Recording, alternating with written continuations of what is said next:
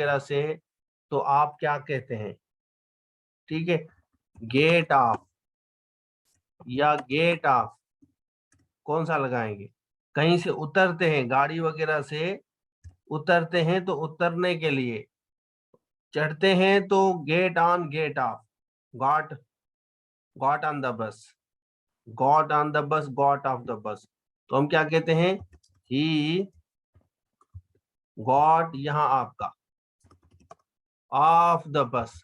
अब यहाँ पे जो ऑफ है ना, ये उतरने को शो करेगा, वो बस से उतरा। किससे उतरा? बस से उतरा, समझना है। अच्छा, फिर हम, हाँ, got on the bus, got off the बस, he has got on the बस, इस तरह आप लगाएंगे, got off the bus, got on the बस। और हाँ, समझते जाएं, देखें, समझेंगे तो आपको मजा आएगा, अगर नहीं समझेंगे,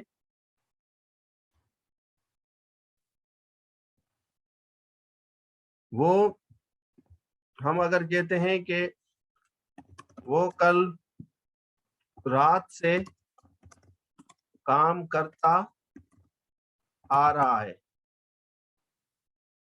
वो कल रात से काम करता आ रहा है, तो इसमें भी हम इसकी लॉजिक देखेंगे। वो कल रात से काम करता आ रहा है, तो हम कहेंगे ही हैज बीन वर्किंग, यहाँ पे since last night, for last नहीं आएगा, सिंस लास्ट नाइट, वो कल रात से काम करता आ रहा है। बिल्कुल इजी फार्मूला है।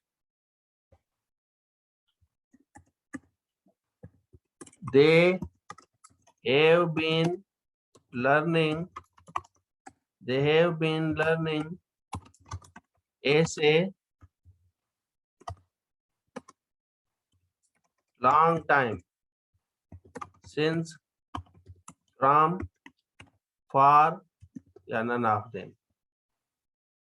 बहुत अरसे से।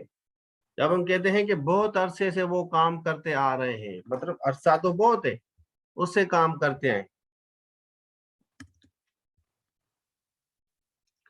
फिर आप कहते हैं कि मैंने ये लैपटॉप या ये मोबाइल 30,000 में खरीदा है। तो यहाँ कंफ्यूजन होती है, I have bought this mobile 30K, ठीक है, in, from, for, none of them. तो 30K आपका आएगा।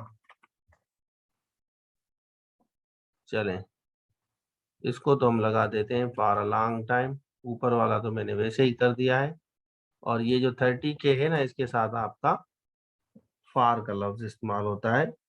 ये एक सिंपल फार्मूला है। इन नहीं भाई, फॉर आएगा।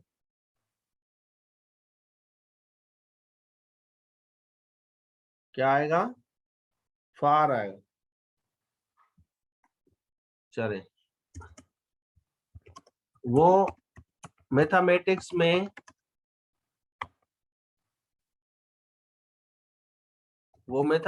में होशियार है।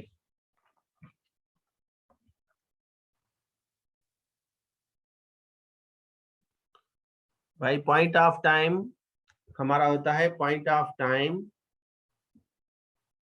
और पीरियड ऑफ टाइम, तो इसको नोट करना होता है। पॉइंट ऑफ टाइम अलग होता है, उसमें सेंस डालते हैं, पीरियड ऑफ टाइम में फार डालते हैं। बस पॉइंट और पीरियड ये समझ लो। जब आप किसी चीज में एक्सपर्ट हैं, तो आप कहते हैं कि he is good at math, she is good at science, कोई भी आपका फिजिक्स कर दें। लेकिन अगर ऐसा कोई है जिसमें ज्यादा पार्ट, जैसे हम स्टडी कहते हैं कि he is good in studies, तो स्टडीज आपका होगा, क्या होगा? स्टडीज। ये समझने वाली बात, क्लियर हो रहा है? या कंफ्यूजन हो रही है? मेरे ख्याल में आसान चीजें मैं बता रहा हूँ। Very good, excellent. चलें, तो यहाँ तक आपको देखें, सेंस और फार का एक सिंपल फार्मूला ये होता है कि जब भी आप सेंस को इस्तेमाल करें ना, तो सेंस में दो तीन चीजें ध्यान में रखनी है। Since morning, since evening, simple है। सिंस मॉर्निंग, सिंस इवनिंग और सिंस आफ्टरनून, ये सिंस वाले हैं। इस तरह सिंस मंडे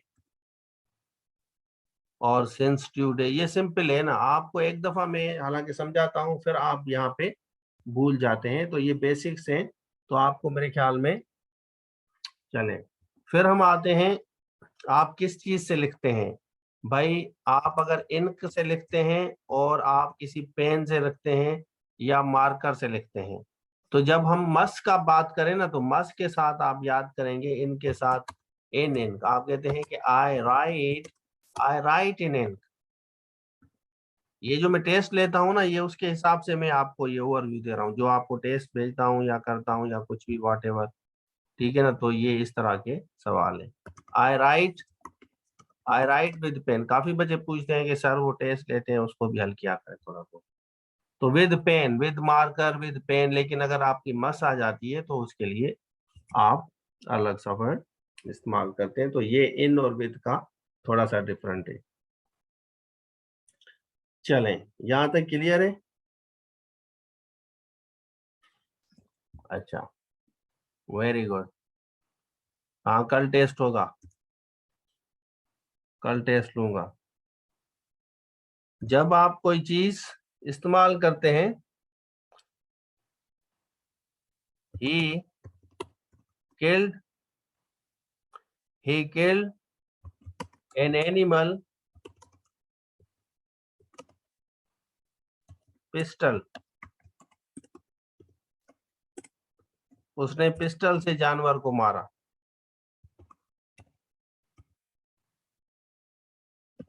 बाय, विद या बाय?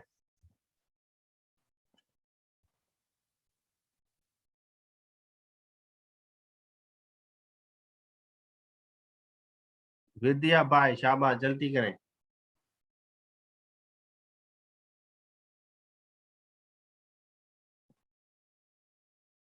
वेरी गुड, एक्सीलेंट, क्या बात है, आपको समझ आ रहा है। तो जब आप कोई चीज इस्तेमाल करते हैं,